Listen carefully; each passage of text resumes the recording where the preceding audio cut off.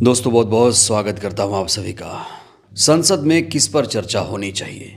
दिल्ली में आतंकी हमला, प्रदूषण, गिरता रुपया, फ्लाइट की दिक्कत, रेलवे की महामारी। लेकिन आपको जानकर हैरानी होगी, संसद में चर्चा इन मुद्दों पर नहीं हो रही है। संसद में चर्चा हो रही है वंदे मातरम पर। और वंदे मातरम पर चर्चा कौन लोग कर रहे हैं? जिन्होंने कभी वंदे मातरम गाया ही नहीं। तो वो लोग आज देशभक्ति सिखा रहे हैं जिन लोगों ने स्वतंत्रता आंदोलन में हिस्सा ही नहीं लिया। लेकिन इस बीच नेता विपक्ष राहुल गांधी ने चर्चा के रुख को नया मोड़ दे दिया है। राहुल गांधी ने इलेक्शन कमीशन पर फिर से चोट की है। खासतौर से ज्ञानेश कुमार जो सो रहे हैं या सोने का नाटक कर रहे हैं, उन्हें एक बार फिर से सबक सिखाया है नेता विपक्ष राहुल गांधी ने। तो संसद में राहुल गांधी ने क्या कुछ कहा है, सबसे पहले आप ये देखिए।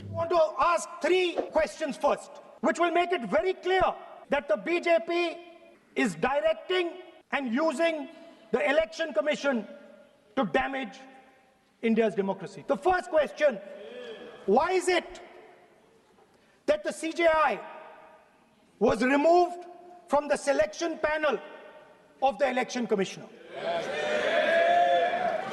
Second question: in December 2023, they changed the law to make sure that no election commissioner could be punished for any action they take while they are election commissioner. Why? तो राहुल गांधी ने यहाँ पर तीन अहम सवाल उठाए। पहला सवाल ये उठाया कि सीजेआई को इलेक्शन कमीशन पैनल से क्यों हटाया गया।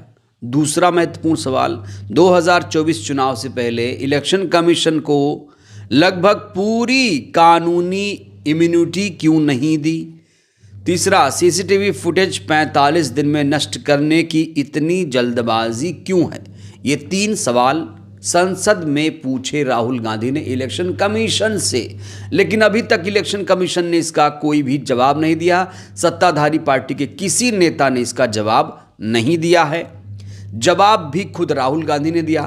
उन्होंने कहा कि बीजेपी चुनाव आयोग को वोट चोरी करने का औजार बना रही है। दोस्तों, ये आरोप बहुत गंभीर, बहुत संगीन है। इस आरोप को हल्के में बिल्कुल भी नहीं लिया जा सकता। राहुल गांधी कह रहे हैं कि बीजेपी चुनाव आयोग को वोट चोरी का हथियार बना रही है। तो फिर इस समस्या का हल क्या है? वहीं अखिलेश यादव ने एक बार फिर से बैलेट पेपर से चुनाव कराने की मांग कर दी है। संसद में खड़े होकर अखिलेश यादव ने साफ तौर से कह दिया कि अब ईवीएम को बंद करके बैलेट को चालू कर देना चाहिए।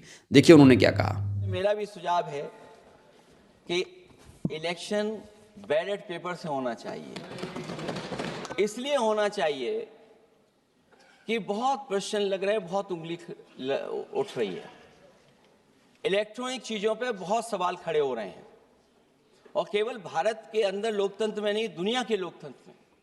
और ये जो लोग कुछ कह रहे हैं इलेक्ट्रॉनिक की बात और टेक्नोलॉजी की बात कर रहे हैं, मैं उनसे कहना चाहता हूं कि भारत और जर्मनी की तुलना कर लें, भारत और अमेरिका की तुलना कर लें, भारत की और जापान की तुलना कर लें, हम कहाँ खड़े हैं।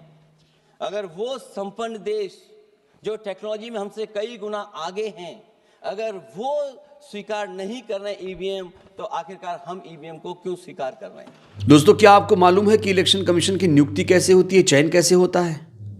3 लोग मिलकर इलेक्शन कमिश्नर की नियुक्ति करते हैं, चयन करते हैं। पहले इस पैनल में सीजेआई हुआ करते थे, लेकिन आज सीजेआई इस पैनल में नहीं है।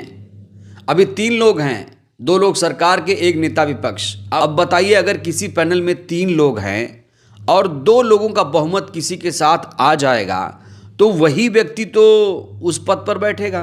और ज्ञानेश कुमार को ऐसे ही नियुक्त किया गया है।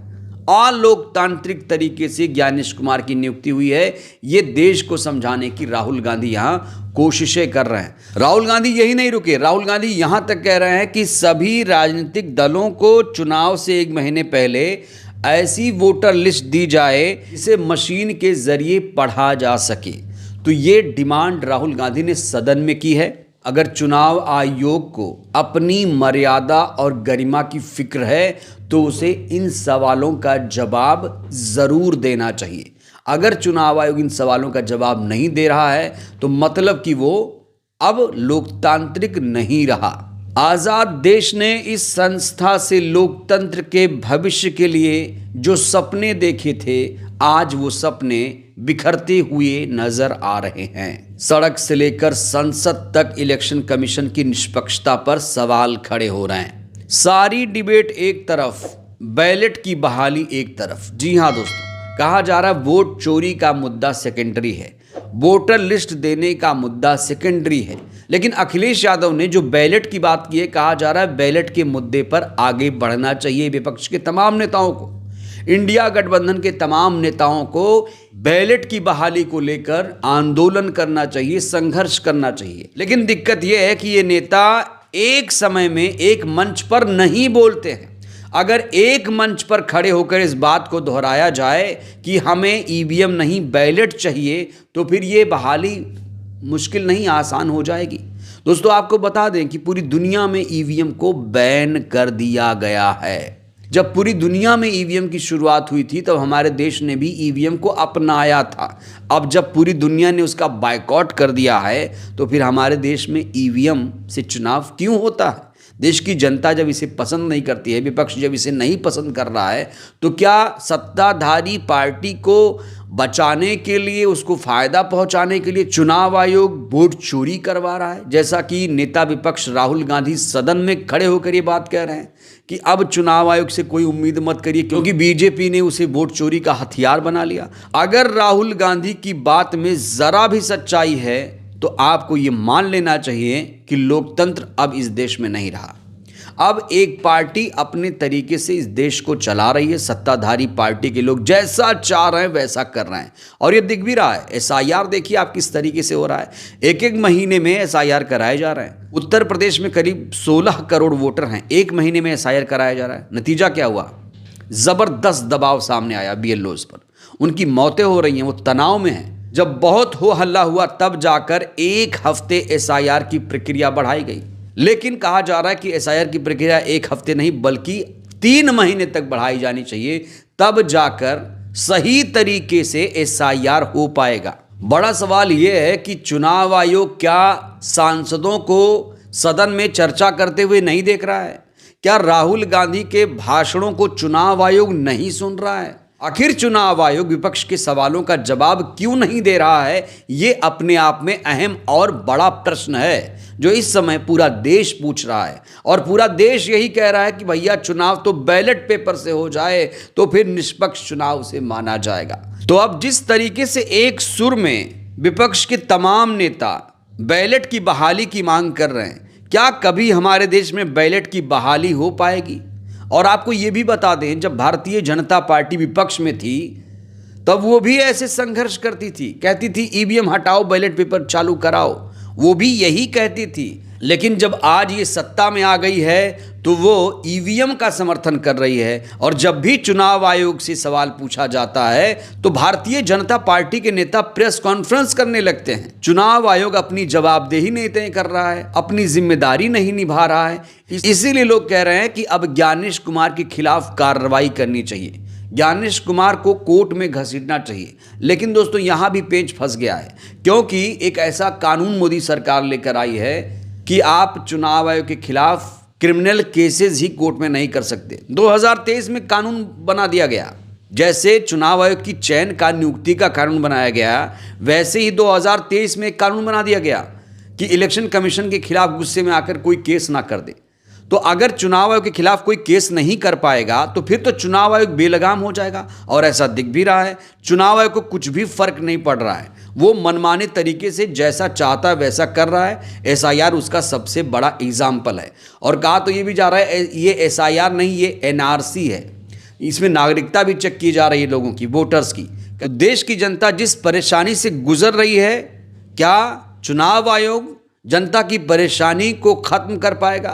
क्या चुनाव आयोग को विपक्ष के सवालों का जवाब नहीं देना चाहिए? और चुनाव आयोग आखिर बैलेट की बहाली करने से डर क्यों रहा है? जब बैलेट की बहाली की बात आती है, तो चुनाव आयोग कहता है कि ईवीएम से चुनाव जल्दी से होता है, द्रुत गति से मतदान होता है, नतीजे आते हैं। लेकिन ऐसा भी नहीं है, यहाँ भी गलत तर्क दे रहा है चुनाव आयोग। ज्ञानेश कुमार साहब यहाँ भी गलत तर्क दे रहे हैं। भाई, ईवीएम से बहुत देर से नतीजे आते हैं। काउंटिंग शुरू होती है 8 बजे, नतीजे आते हैं रात 8 बजे, 12 घंटे बाद नतीजे आते हैं। 4-4 महीने चुनाव होता रहता है। तो ऐसा मत बोलो कि ईवीएम से जल्दी से चुनाव होता है। तो अब पूरा देश एक सुर में कह रहा है कि भाई बैलेट की बहाली करो। अब देखते हैं चुनाव आयोग इस पर कब विचार करता है, कब बैलेट की बहाली करता है। बहरहाल दोस्तों, इस वीडियो में इतना ही। आपको क्या लगता है, क्या कभी हमारे देश में बैलेट की बहाली हो पाएगी? ये राष्ट्रीय प्रश्न मैं आपके सामने रख रहा हूं। आप लोग अपनी राय दीजिएगा। बहुत बहुत धन्यवाद।